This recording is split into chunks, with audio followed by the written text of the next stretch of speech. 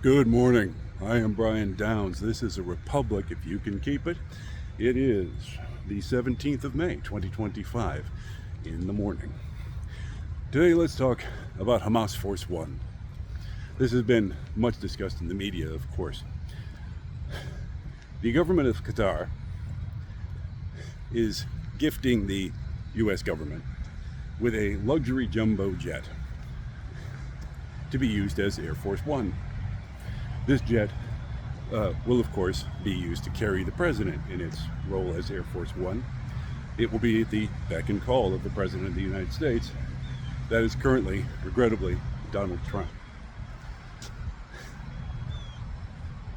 The aircraft has clearly been designed by the Qataris to appeal to Donald Trump's particular aesthetic taste, which is something like if Versace on a Coke binge did a collaboration with the Libyan dictator Muammar Gaddafi, who's been dead for many years. The value of the aircraft is $400 million. It will be given to the U.S. government, not to Donald Trump personally, but part of the deal is that after Donald Trump leaves office, at the end of his term, the aircraft will then be transferred to Donald Trump's presidential library. It will only be a few years old, still be in excellent working condition. Donald Trump's library is, of course, an organization that takes orders from Donald Trump. And we may presume the aircraft will be at Trump's disposal 24 hours a day.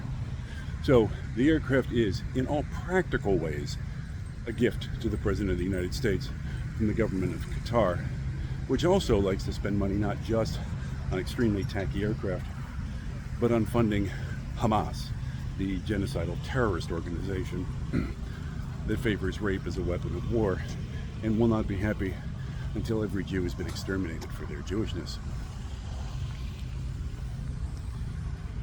The Trump cabal insists this is not a bribe.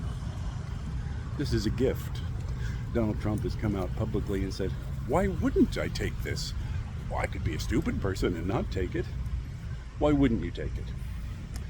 Well, because it presents the White House as being for sale, because it says to the world that whoever can stuff Donald Trump's pockets with the most toys and cash and prizes gets the ear of the president. Donald Trump, of course, is developing a luxury golf course in Qatar. One of the things Qatar wants is that the United States have friendlier relations with Syria. Syria, as you may recall, recently suffered through many years of terrible civil war, huge human suffering, a disaster on a titanic scale. The Assad regime finally collapsed, and now the Assyrian government is made up of Islamist fanatics in the mold of Al-Qaeda. Donald Trump has announced that while he's waging a trade war on the rest of the world, Syria will face no tariffs in America.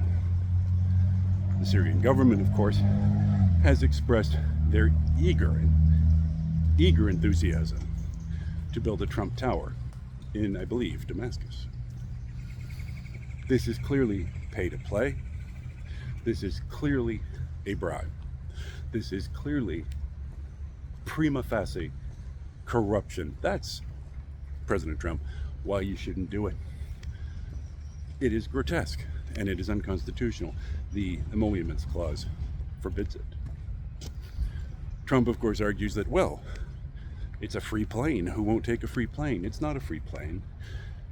Hamas Force One, in its current configuration, does not have the necessary advanced electronic suites for encrypted communication, electronic defense systems, etc., that an Air Force One vehicle must have. To retrofit it to contain these systems will cost hundreds of millions of dollars, more than the value of the plane.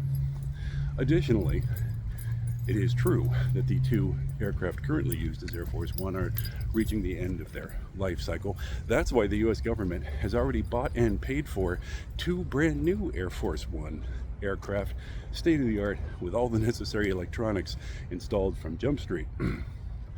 Those are nearing completion as we speak. So the idea that Hamas Force One would be any kind of savings for the American people is ludicrously untrue. And even if it were, who cares?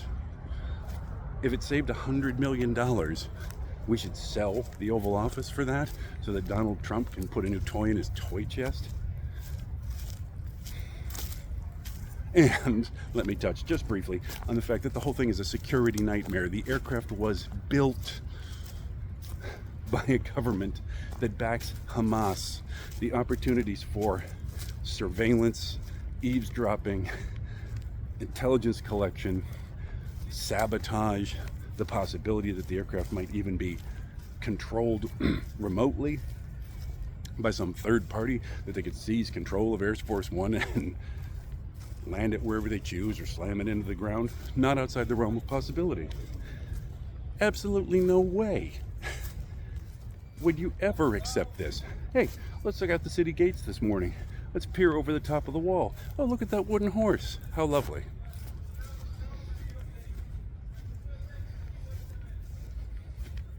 But this is really what gets me about all of that. How stupid the Trump cabal is.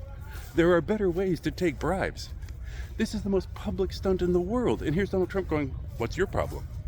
Which is, of course, his policy and his strategy.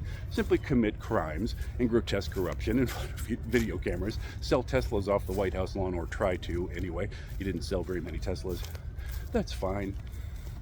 As long as you are brazen enough about it, you will suffer no punishment. There are better ways to take bribes. Traditionally, bribes are done in secret. Wouldn't you rather have, I don't know, cryptocurrency? Didn't you already set up? You, President Trump, I'm addressing you now. Please hit me up in the comments section.